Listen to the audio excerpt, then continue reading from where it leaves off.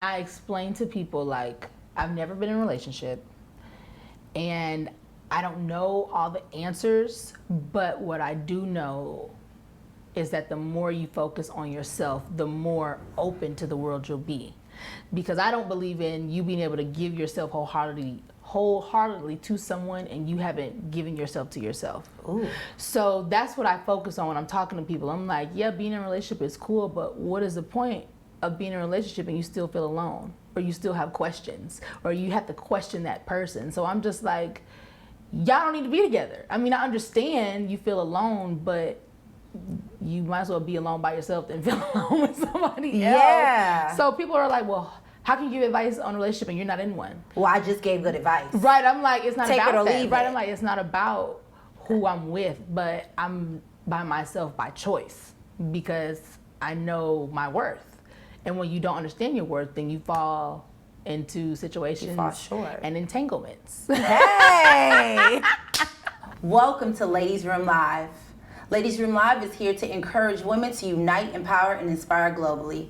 I'm your host, 𝐻𝐿𝐿𝐊𝐿𝐿𝐿𝐿. Today we have a vibrant force for Black justice.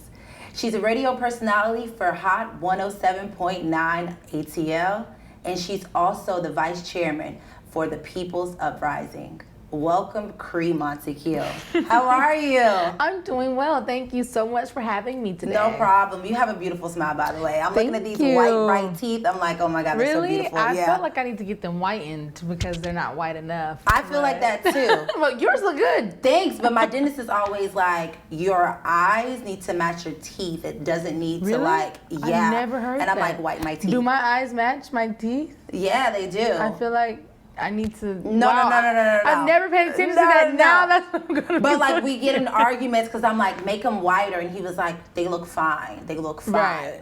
But anyways, girl, I've been following you for a short period of time. You know, someone on our Ladies Room Live production put me on to you, Jeremy. Shout out to him. He's our sound engineer. But like he told me that he was like, my girl, she's amazing. Like you must meet her. And I totally agree. But tell us a little bit more. Who is Qri Montague? Well, I'm an Atlanta native, so I grew up right here in Atlanta. Shouts out to the West Side. Hey, we on the West Side right now too. Right, yes, we are. So I really love, the place I grew up. It has gotten better, but growing up, it was not the best area. So I didn't really have a lot of friends come over to my house. Like it just was different. I never went to school in my neighborhood. So I had the luxury of seeing both worlds. Two different worlds, and I feel like that allowed me to kind of be who I am and know the things that I know because I was able to go outside of my environment. So I feel like I'm fun. Yeah, there's a lot. You have a lot of energy, I must say. Like, a lot of energy. For you to be so young, you hold like solid positions too. oh, thank you so do. much. Thank you. So let's go back to like your college years, or even before that. Like, what made you want to be a personality? I feel like that's just who I am. Yeah. It wasn't like I want to be a personality, or I want to be on the radio, or I want to be on TV. That was never like a thing. It was just, I don't know what else I would do. But then how did you decide to say, hey, I'm going to go to school for journalism? Well, it's crazy how everything happened. I actually wanted to go to school because I felt like being on camera was easy. Like you can be on camera, usually they write what you have to say. Like you don't have to really study that because you have the personality. It's very structured, Right. basically, yes. So I was like, I want to learn how to work behind the camera. So I actually went to school for film and video. Oh, okay. And then after I failed my first test, I was like, oh no, I'm not doing this. Something's different. But I was like, oh, this is way harder than I gotta thought. step into my light. I was like, this is way harder than I thought. Yeah. So I'm just gonna go with what I know. And I just changed my major to broadcast journalism. And then it just stuck after that. And I minored in theater because I used to act and do all this performing arts stuff when I was younger. So I was like, okay, this comes natural as well. Let me just work smarter and not harder. And I got an internship my sophomore year of college. And then they hired me my senior year. And I just never left because I've just been there. I had the luxury of getting hired before school ended, so that's always a plus. And that was with 107.9, right? Yes. Okay, so how was your internship years? Like, what was that like from interning and then actually getting a position? It was okay. Interning is never fun, but you do Right. get on-hands experience to see what the job is going to be like, right? I feel like I liked interning better. Really? Because when you're an intern, people are more willing to help you, and they don't see you as a threat, and they don't see you as competition, and they don't hide things from you because they feel like you're an intern. Yeah. So you have a level of, I'm not seen. So people trust you more. And I feel like as an intern, I was able to just do so much. Like, even when I wasn't supposed to be up there, I was up there because I had built relationships. I could get people's key card and go up there and learn and just do, I don't say whatever I wanted to do, but I was doing whatever I wanted to do. You just was exposed to so Exactly, much. I was exposed to so much. And then when you become an employee, it's like, okay, you're over there, you're over here. Intern, you get to be in everybody's face because you're trying to learn every little thing. So when I became an employee, it's like, oh, now I could take someone's job, or now I could replace someone, or now I'm competition for someone. So now you have people that aren't as close and open. Yeah. And you're like, but y'all have seen me grow up. Like, I started interning here when I was like 17, 18, and here I am 23. Like, y'all know me. Y'all are the only people that know me, and y'all are shutting me out. So that was kind of hard to adjust and adapt to because I'm a open person. I'm very genuine. So then to see disgenuine sides from people, it's like, oh my gosh, this is what it is. Like, just. I think it's just politics in the workplace. Right. But I think it's going to be beautiful to see when you do, get into higher positions, Right. how you choose to kind of like move and then show people that are like under you a new way. Right. I hope I can do it. You can do it. But right now, just like, I guess just try to find a way to navigate with what is on the table, Right. And to all those interns that are interning right now, learn everything. Learn everything. Learn Speak things to that you probably don't even everyone. know. Right. You don't want to know. I will speak to everyone, the janitors, the people, the gatekeepers, as I would call it, and a lot of people call it, because those are really the people that can get you to the people you need to be in. Yeah. Get you into the room that you want to be in, because I feel like most times they're overlooked. So if you just come in and you're smiling and you're speaking to everyone, making everyone know that, they matter too, even if their job is minute, it's like, you know what, you're guaranteed like to get a job because someone will vouch for you, Yeah, I like that. So getting a position within the radio station, like, what is something that you feel like you started to flourish in? I would say doing commercial work. So we call them spots in radio. So you have like 15-second, 30-second, and a minute spots. And I guess like people weren't doing a good job with commercials and clients weren't satisfied. And so they started doing like a competition amongst the employees. So it's like you get an extra certain amount of money if you win the spot contest. That's what it was called, a spot contest. And the very first time around, and I had just started doing commercials, very first time we had the competition, I ended up winning throughout the whole company. And everyone's like, oh my gosh, we didn't even know that you could do it. And I was like, I didn't know either. I knew I could do it, but I didn't know that it would be this good to where like they're asking to like be a sponsor, and now they want to endorse me, and now all this stuff is going. I'm like, okay, this is cool. I like this. So then after that, I just started getting more and more spot work and commercial work, and now I'm trying to get into voiceovers because it's working. Happened to be something I was happened to be good at, and other things started rolling in, voiceover work, and I'm just like, wow, a new talent. And I really like it. I'm just like, who knew? I think it's just probably something that you said from your childhood, like how you were in acting and then you decided to minor in theater. I think you just allowed that to kind of like shine. Come through, right. Yeah, Finally, it comes through. And then this is the Black Hollywood, and you're so young within your career already anyways. You never know what step is going to be next. So that should be fun for you. That should be really fun. I said I want to get into cartooning. Yeah. Just to see because I make this noise, so I wanted to. What is that noise? What is the noise? It's just a noise, but I want it to be like a cartoon character. Let me hear the noise. Well, you can't do You it? just put me on the spot. No, Okay. I can do Okay, it, go but it's ahead. just weird. Like, let me hear. So is it? So what do we call this? Like, what noise is this? Some people call it the Qri. Okay.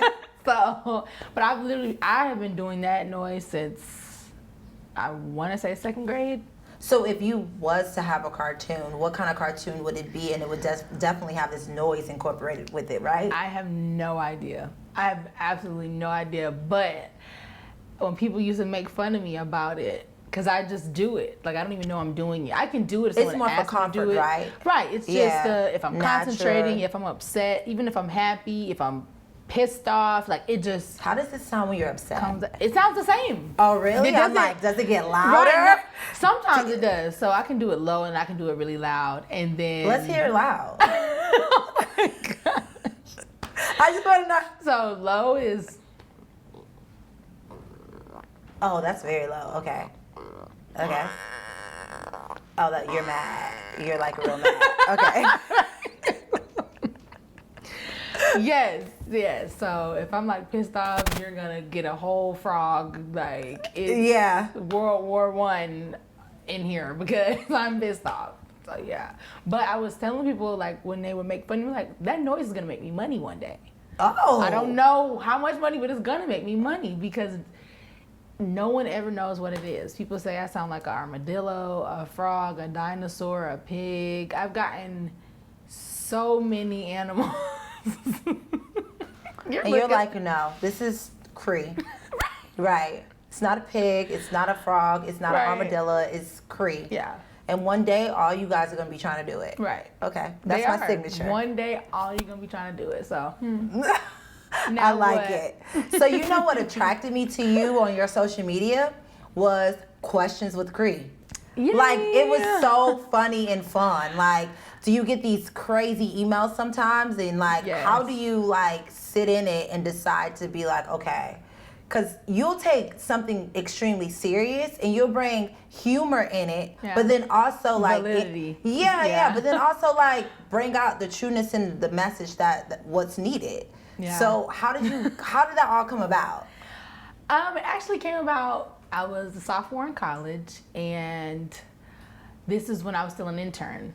So I'm interning on the night show, which at the time was called The Dirty Boys. So that was like the #1 show in Atlanta. And they would always ask me questions, like riddle questions, and I would never know the answer to them, like ever. So that became the joke of the day. So we did like a social media segment called Questions with Qri. And they would always ask me questions, like I said, and I would never know the answers. And so people started. You know the answers now, though. Yeah. You're But good at they answering weren't- now. So they weren't like advice questions. They were like, if I cut off 3 light bulbs and shave my head, how many doors are open? And I'm like, what? Like, when I say I could never tell you the answer. And so people start equating that to me not knowing anything. And so there were people that would say smart things, or they would see me out in public. Oh, They were not testing your intelligence based off of something like so that. I'm saying via social media. Yeah, but still. On the show, it was just jokes, Yeah, kicks and giggles, and I But was it was like, that's critics cool. outside. Right. Yeah. So then when I would go outside of work, people would kind of say smart remarks. Oh, you the girl that don't know nothing. Oh, you never know the answer. So that kind of like discomforted me because I'm like, I am extremely intelligent. Hold on. Like, let's not, no. So And I was I'm not like, going to get known for this. exactly. I don't want to be known as the dumb girl. Yeah. So I was like, okay, we have to change this. Being that people are already taking 2 questions with Qri, let's figure out how we can change the narrative. And I just was doing research, and they were like, how to build a successful brand, blah, blah, blah. And it was like, figure out what people need. And everybody needs advice. And I was like, you know what? This could work because everyone has questions. Everyone needs advice. It doesn't expire because I didn't want to do gossip because as soon as you say it, it expires. And women are always doing that. So I was like, let me just figure out how I can be effective and funny and sarcastic and myself all in one and slightly condescending and empowering. Like, how can I mix me into something? And I came up with questions with Qri, and it's winning. It is. It definitely is. It's definitely winning. I think something when you are giving advice to someone, that's personal. Yeah. So you can't be right and you also can't be wrong. Right. You know, you're just being you, and no one can really attack you for it. But I feel like people do though.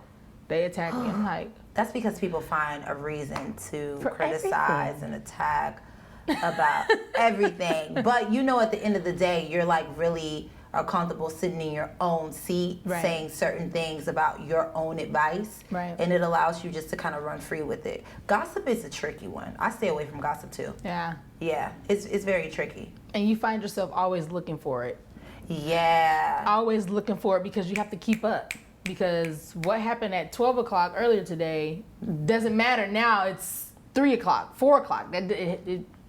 So it's a continuous chase. Right. But with Question with Qri, what you asked me last year, I could just now be going through it. So it's still continuous. So what is like probably the most asked question that you get? I get a lot of relationship questions, a lot. And a lot of like how to maneuver through life questions. And I explain to people like, I've never been in a relationship and I don't know all the answers, but what I do know is that the more you focus on yourself, the more open to the world you'll be. Because I don't believe in you being able to give yourself wholeheartedly to someone and you haven't given yourself to yourself. Ooh. So that's what I focus on when I'm talking to people. I'm like, yeah, being in a relationship is cool, but what is the point of being in a relationship and you still feel alone? Or you still have questions, or you have to question that person. So I'm just like, y'all don't need to be together. I mean, I understand you feel alone, but you might as well be alone by yourself than feel alone with somebody else. Yeah. So people are like, well, how can you give advice on a relationship and you're not in one? Well, I just gave good advice. Right, I'm like, it's not Take about it or that. leave Right, it. I'm like, it's not about who I'm with, but I'm by myself by choice because I know my worth. And when you don't understand your worth, then you fall into situations and entanglements. Hey! Hey! And so that's just what I get so many questions. And it really, sometimes I even cry on the questions too, because I'm like, wow, people are going through a lot. And they're going through a lot because they haven't taken the time to focus on themselves. So they're allowing all of this shit that they can't control to control them. And I'm like, it's so simple, guys. I know it seems hard, but it's really simple. Like, but yeah. So with COVID going on, we've been in quarantine, out of quarantine, I guess, back into quarantine. You know, a constant roller coaster. How is that like affecting you, and how is that, or like, how's it affecting you, or how is it like really helping you? I would say it's kind of doing a little bit of both. One, helping in the aspect of it's kind of good to get a break and just get out of my regular routine, because I feel like we get so accustomed to driving the same way to work and eating the same food and seeing the same people, taking the same route. So it was refreshing to be able to like see other stuff, because I'm like, wow, I don't have to take that way anymore, like, because now we're broadcasting from our home. So we record at home and then we send it in. Oh, nice. So I'm just able to learn different things. I had to learn different softwares. So that was cool, because I'm like, who knew I knew so little? Because I'm learning so many new things, and I'm just like, wow, it's really true what they say. What you don't use, you lose. Yeah. And I'm like, feel like I haven't been using my brain in so long. So that was helpful. And I also picked up some new hobbies. Like what? Biking. Oh, nice. Biking. So there's a belt line. They just finished all of 2 seconds from here. And I would bike every day. And I kind of stopped because I got into an accident. It wasn't my fault though. No. Are you okay first? No. I'm okay. I got hit by a car. They didn't see me, and they hit me and like backed off of my leg and drove off. So after that, I was like, oh, it might be a minute before I go biking again. So it's been about a month and a half. So you got hit on your bike? Yes. And your leg is okay? You're looking like... Because at first, I'm thinking that you got an accident in the car, you know? And the car protects you. No. But then when you said they backed up off of my leg and you're still walking. Yeah, no. It was, that's a blessing. Yeah. I walked away with only bruises, so... Well, I'm sorry to even hear that. Right. So that kind of threw my hobby off. I'm like, oh my gosh, I found a hobby I really like. And now, I don't know if I want to do it anymore. Well, you still got up and you walked away, and I'm pretty sure the bruises healed. So it's kind of like a little kid riding a bike, or a baby. Right. Actually, a baby that's trying to walk. Right. Yeah. When a baby's trying to walk, the only thing he wants to do is just walk. So he may fall, but he gets up and he walks again. Right. And not even knowing it, they just fell. Right. Because the only thing they want to do is just walk again. Right. So get up and ride that bike again. How considerate. Consider it. Little I'm PTSD. gonna check on you. I'm gonna check on you until you actually do it. I actually need to buy a bike. So when I buy the bike, I'm gonna be like, Qri, where we at? Come on, meet up. Okay. Let's go. I'm with it. So any other hobbies? I started knitting again. Knitting, nice. That's like a lost tool that a lot of people don't. Yeah, art that a lot of people don't do. So I learned how to knit in 6th grade. My principal had a knitting club. And it would just be little 6th graders just in there knitting in the library. And I never lost it. So I was teaching my little sister how to do it. And she's not all that good at it. She needs a lot more work. But I mean, it's coming with it. Right, it's coming. So are you trying to work on knitting something in particular, like a pillow, a shirt, a skirt? I seen some cute little knitting fashion, so I'm trying to figure out. Thing. I was just gonna knit like a blanket. That's even cute. Yeah. All right. I'm not a fancy knitter. I'm just doing it because it's therapeutic. Yeah. And once I get in it, I'm like going really, really fast, and I'm like, oh yes, I'm doing it. Yes. I got it. I can watch TV and do it. I can multitask. Right. And knit. I love it. So, concerning like the new normal, do you think that the way that you're working within your job at 107.9, do you think that's going to be the normal thing where you guys are going to start filming at home and the software y'all learning is something that y'all going to have to incorporate within your job every day?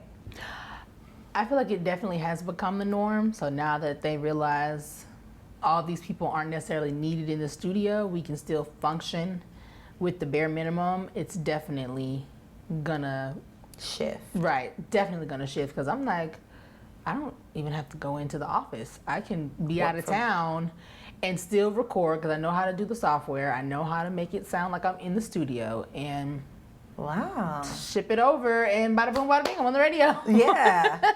So, but that always prevented me from traveling or from doing other things, because I'm like, I gotta go to work, we gotta do this. But if we could do interviews on Instagram Live and record what I gotta say and send it in, I'd love that. I have a couple radio friends, and all of them are doing big interviews with like big celebrities right on Instagram Live, and then posting on their feed, and then the radio station is posting it on their feed, and people are tuning in and then retuning in. So it is working, because usually when you hear an interview on the radio, you don't get to also see the artist. Right. But do you feel like you're getting a more personal connection by also having them on Instagram Live? I feel like it makes it more modern, and it's like, oh, okay, they're on Instagram Live. That's more acceptable in today's society. Yeah. To just go on social media, because people check it 24/7. Like, you can't. It's like in the morning, in the afternoon. You can't not get on it, and it's just always going to be. There's always content. So I definitely love it. I think it's a great like new age sort of way to do radio. It's like TV radio. Yeah. Well, how are you staying on top of social media? Like, how did you build like your social media presence and you're making it like, you know, sustain? I feel like I've kind of fallen off a lot. Really? Just because, I don't know. I feel like it kind of got redundant. So like if you scroll down my page, you can see the growth. So I went from shooting Question with Qri was like a pink back screen, like green screen, and it was like kind of blurry, and you could tell that I was just starting and I didn't really know how to edit. And then I got like a different green screen background. It was like yellow, and then I changed it to like I had one where there was like music in the background, and then I changed it to the way I do it now, which is really quick. I stopped doing all the production work because it was taking me too long to push the content out. So then when I started just doing it on my phone, which is quick, the speed that it's at now, I don't want to say I got tired of that, but I wanted it to go back to more of a show, like more of something that is established and can be pitched to different places, because me just doing it on my phone, I felt like I've been doing that for a while, like for like a year, and I've seen growth, but I feel like it's time for me to change it up. Like you feel like if you have it more of a production, you can be more innovative. Right. Well, then that's what you need to do. Right. Don't question it. Right. You know what you need to do. I started it, but then all of this Black Lives Matter stuff happened, and that just sparked something else. That will spark something else. Yeah, it did. Especially being a Black woman during this time and just seeing everything that's going on. So speaking Black Lives Matter, like, how are you feeling during this time? Like shit. It's been a roller coaster, literally from day one when George Floyd, was killed. I kind of felt like I was just used to it. Like numb. Right. Yeah. I just was numb. So it was just like, oh, another person. Like it just, and they kept saying, watch the video, watch the video. So I'm not watching the video because I don't even feel like getting in my emotion. I'm not watching it. Then one day I was like, okay, let's watch this video. And I watched it, and I just like turned into like a lion. Like I was at every protest, front lines, like it just took over me in a matter of seconds. There's just so much, like there's just a lot going on, especially in Atlanta, being as a historically Black city.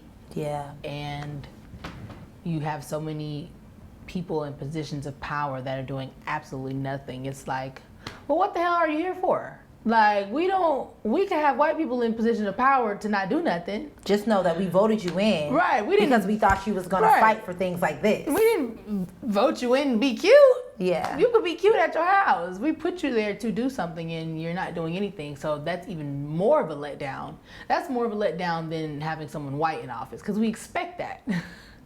But when you have to get your hopes up to see someone that looks like you still do nothing, and they give you breadcrumbs, and you're supposed to just feel like that's okay because that's what we're used to getting. It's like, no, I can't.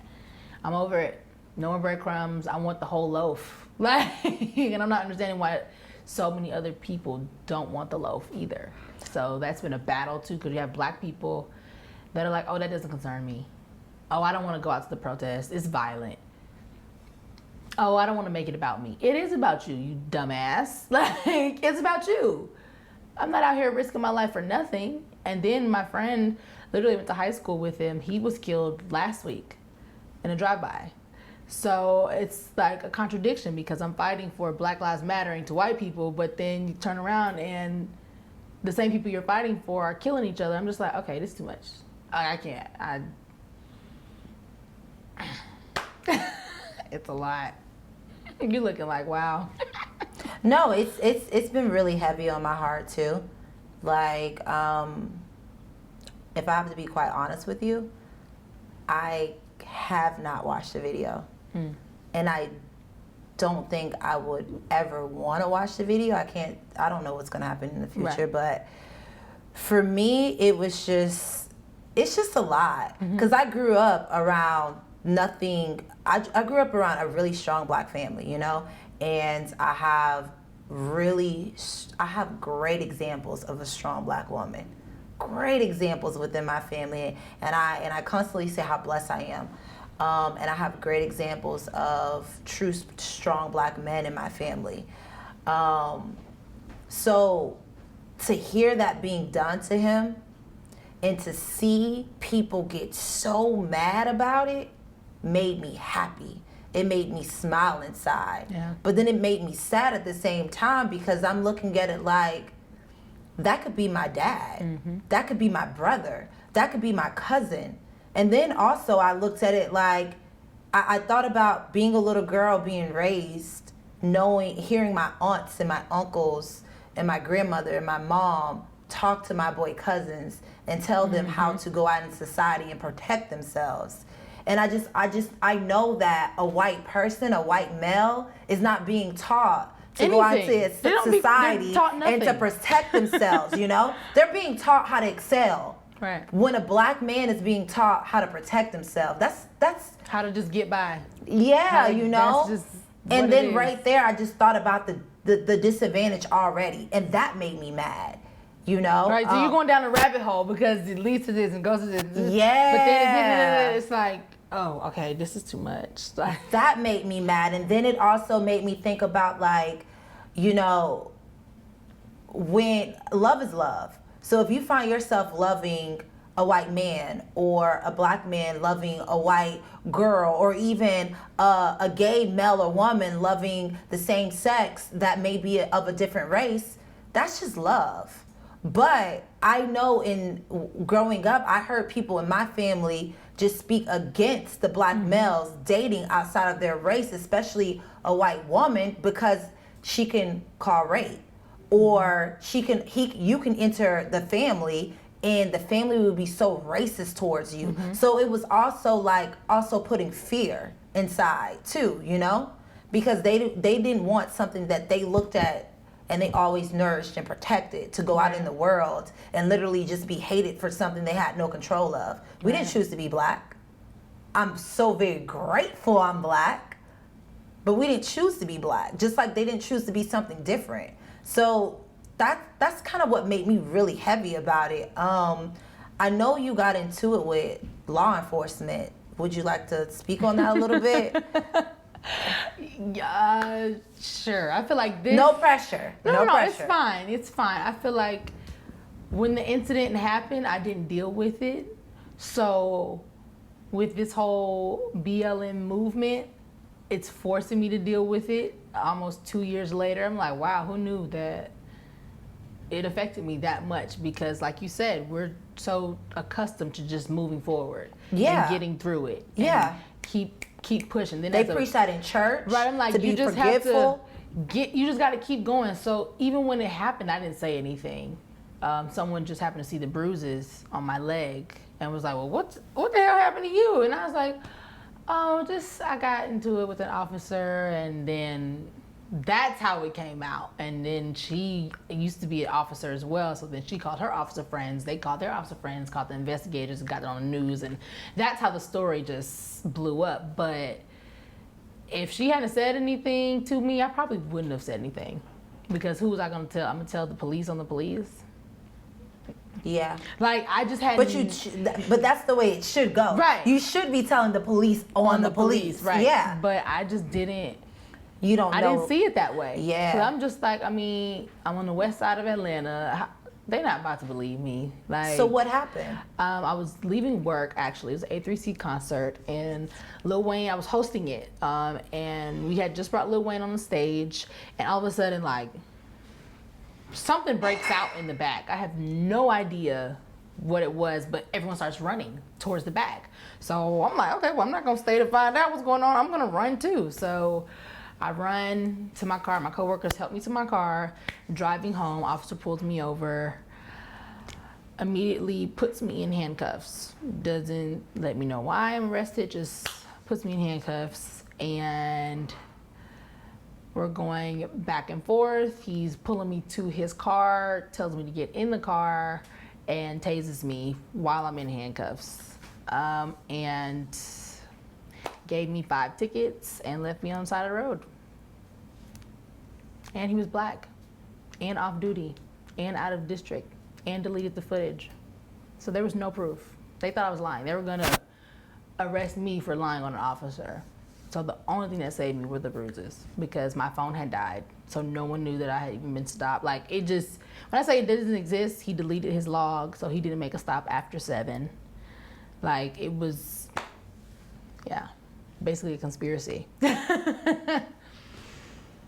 Yeah. I'm really sorry that happened to you. Yeah, I'm working through it. That's one of the first time I ever told a story not crying, so I'm doing great right now. But I feel you can cry if you need to, because that is something, that's trauma. Yeah. It's trauma. And I'm realizing that now, but at the time I was just so focused on I gotta keep going, because if I stop and think about it, then I'm gonna realize that it actually happened, and then I'm gonna have to stop. And then I'm gonna have to get distracted, and then I'm gonna have to deal with it. And I was just like, I don't wanna deal with it. So with this, I think that's probably why I'm so like passionate and I'm out there every day, because I'm like, I don't think y'all think this is real, but this is real. Like, this is absolutely real. What happened to Rayshard Brooks over off University? I'm like, I don't see how people don't see that it's real. And we have a mayor that is doing nothing to combat what's going on. And so it's like a slap in the face too. Cause it's like, bro, come on, bro.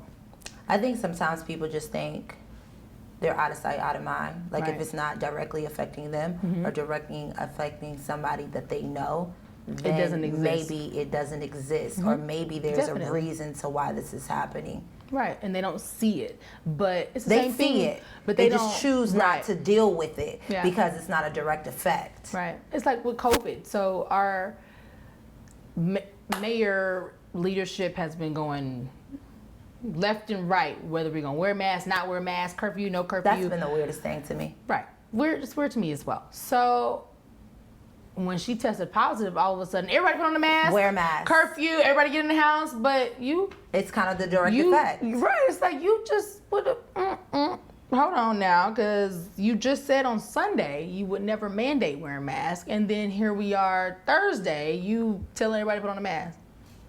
Make it make sense. Not saying maybe we should send an officer to your house to rough up your kids, but maybe you might understand just a little bit more. Right, if you it was might done. just understand a little bit more just Yeah. how serious this is. Yeah. Because you have people that literally go out into the world and are scared.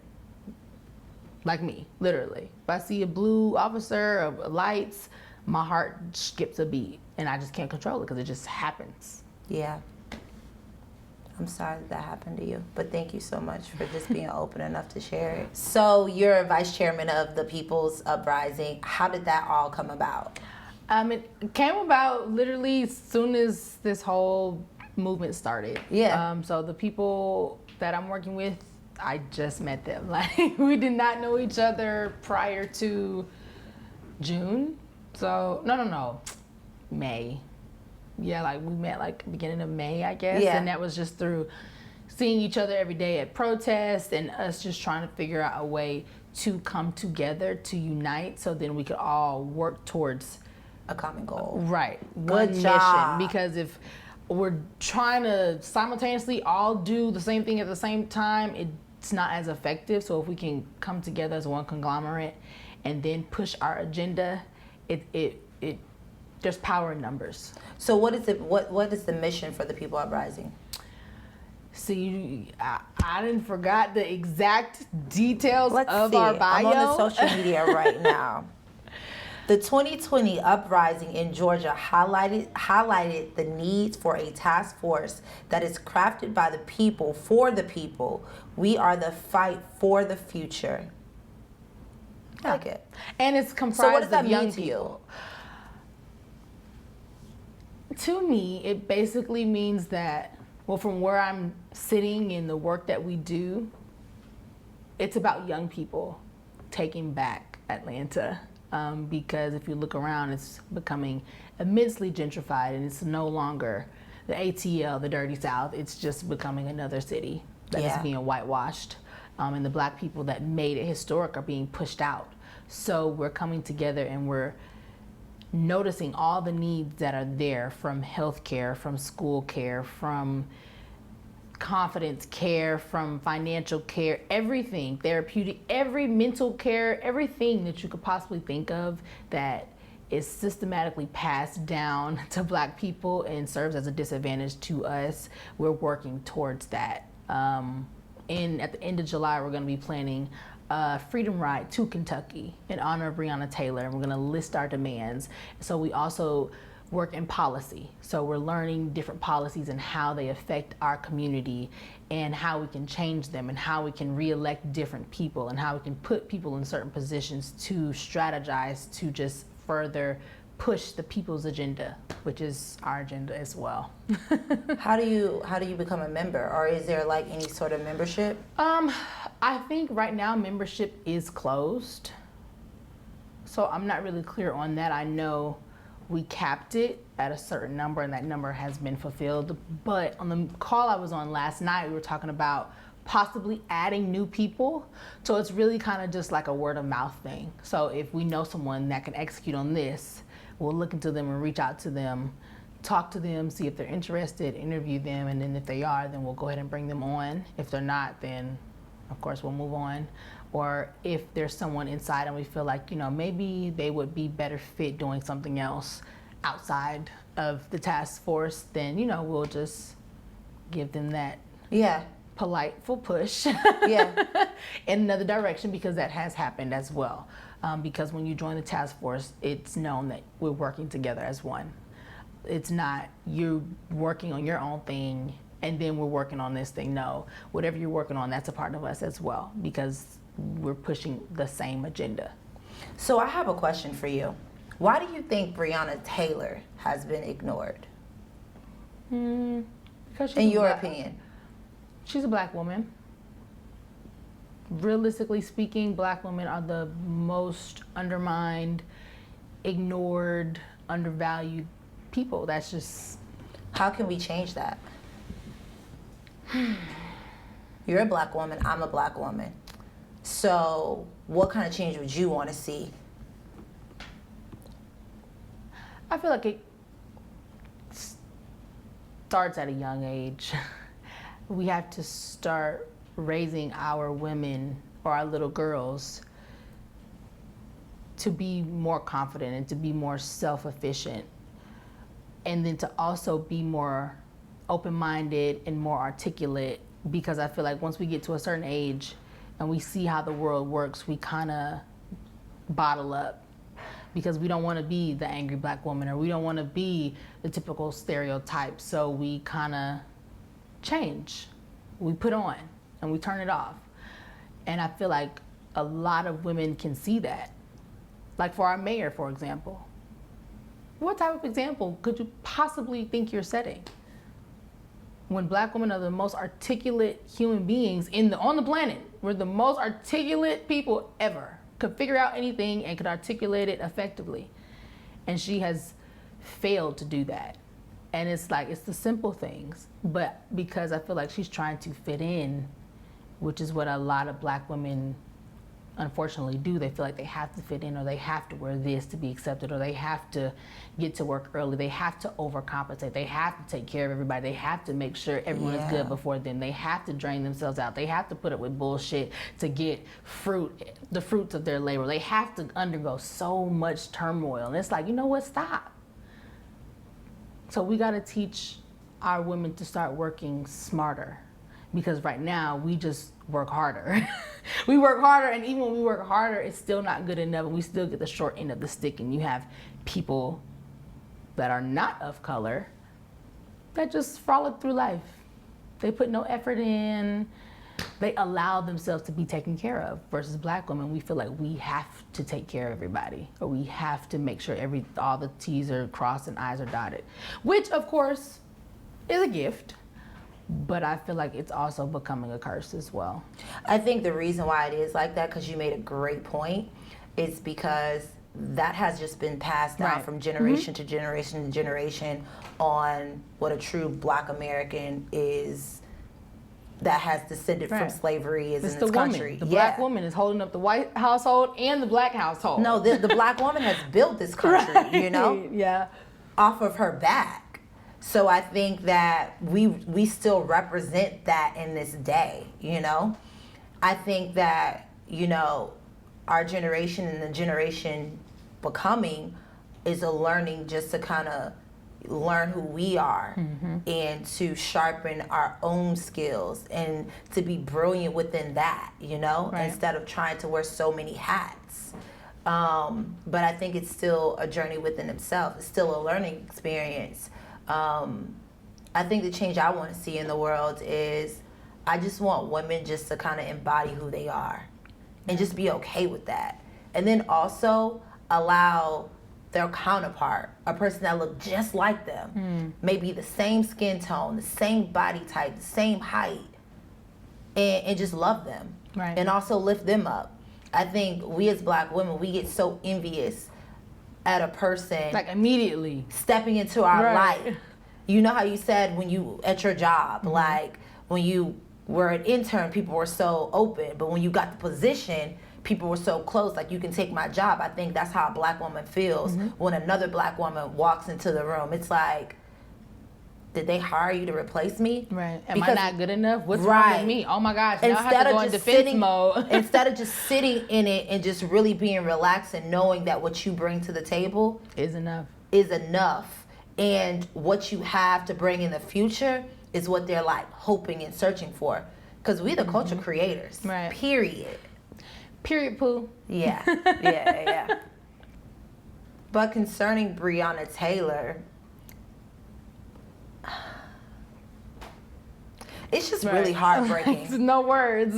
It's really heartbreaking because I think the same fight that everyone had for George Floyd needs to be the same fight that people have towards her. I think what is different because with Breonna Taylor, we didn't see it. Yeah. With George Floyd and Ahmaud Arbery, we saw it. Yeah. We saw it like up close, like, oh my gosh. Breonna Taylor, we saw it from like a body cam and it was dark, like it was different. So when it's different when you actually see someone on camera die and take their last breath. That's a great point. Versus when you hear about it. Yeah. Because now I saw it, so I'm affected by it. So now it directly affects me. So now I feel like I got to do something about it. But you know what? Bring all their asses to jail. Right. And then question them and then release them. But do something. I feel like it happened all in this time frame. So because it happened all in this time frame, bring all their asses to jail. Question them. Do something about it. Don't just fire one cop and then just think that we're going to be like, okay, but now we're good. No. But that's how it usually works. Yeah. And we're good. Yeah. They give us go back to my breadcrumbs. They give us and breadcrumbs. That's the reason why the fight needs to be increased a little bit more. I was on social media maybe a month ago, and I also shared it onto the Ladies Room Live social media platform on Instagram, and it was this pregnant lady 2 years ago in California. Oh, I heard about that. Yep. Yeah. And she died. The baby, she miscarried or something like that. She miscarried the baby because her and her husband just left the hospital. And the officer was using excessive force. No, they kicked her on her stomach. Right. They piled on top of her. They threw her in jail. Never charged her with one crime. Nothing. And it was they only got pulled over because of a registration, a tag registration. That's it. But she was charged with nothing. She had no reason to be in jail. That lady lost her baby. No officers have been arrested. No officers have been fired. Nothing happened to them. And for me, it's just like, I have so much love for Black men, okay? So much love for Black men. But I feel like the world needs to have love for Black women. And I'm not asking you to love me. I'm just saying, when you see something like that happen, you just need to feel that within yourself because we're people. Right. That could have been a white woman. But it was a Black woman, you know? Right. And because it was a woman, it's the same thing. Like, you lost your child. That shouldn't have skin color towards it. George Floyd lost his life. That does not have skin color towards it. I just don't understand how people watched it. Yeah. I'm like, you recorded it. That means you could have stopped it. You're going to record wrong? I'm confused. How do you feel about the Black officer that's arrested in the George Floyd case? He was released, and I don't feel, because a Black officer assaulted me. I don't have. Only thing I know is if George Floyd was white, the black officer would have known his place. And every time I talk to my attorneys, I say that. If I was a white woman, that black man would have known his place. Now that should not be the case, but that is what it is. So in you understanding the value of respect, because you would have respected that white woman, I need for you to do the same. I'm not asking for special treatment. I'm asking for you to do what you already know to do, especially because you have a wife. You would not want anyone treating your wife like that, and you would have known not to treat a white girl like that because you would have probably been strung up from a tree and no one would have heard from you, and it would have been ruled as a suicide. And on that note, you're right. But, you know, it's situations like that to where it's still sad that we're still going through times like that. You think we evolved, and then it's just kind of like, no, we're still 50 years behind. I feel like we're even more behind than when we were behind, because now you have so many different distractions. So you can feel like it doesn't affect you. Oh, I have 100,000 followers. This doesn't affect me. Oh, I'm social media famous. Or, oh, I have $1 million in my bank account. I'm good. Or, oh, I drive this type of car. I'm good. So you don't feel like Black Lives Matter because you have entered into a different space where you don't need Black Lives to matter. OJ thought that. Right. So it's like, no, please don't. Because back in the day, everyone understood we have nothing. We got to work towards getting something. Yeah. So I feel like they were ahead of the curve because nobody had anything. Everybody was working together to accomplish something. But now you have so many people at so many different levels. It's like, why would I care? I'm not poor. I don't get assaulted by the police. Do you know who I am? I'm a football player. Like, I make millions of dollars. People love me. Okay. We'll see how long that lasts. And I hope it works for you. Right. I wish you the best. Yeah. Well, I'm so happy that we had you on Yes. Ladies Room Live. This was a great talk. Ah. And the crazy thing is, this is the first time we ever met each other and Right. had a conversation. Yeah, it was great. And it was full. So is there... Like my belly. From those tacos. Good job with the tacos. Shout out to Henry. Make sure you guys, if you guys smoke cigars, hit up his trilogy line. It's amazing. Plus, he can cook. Just saying. But anyways, thank you for joining us on Ladies Room Live.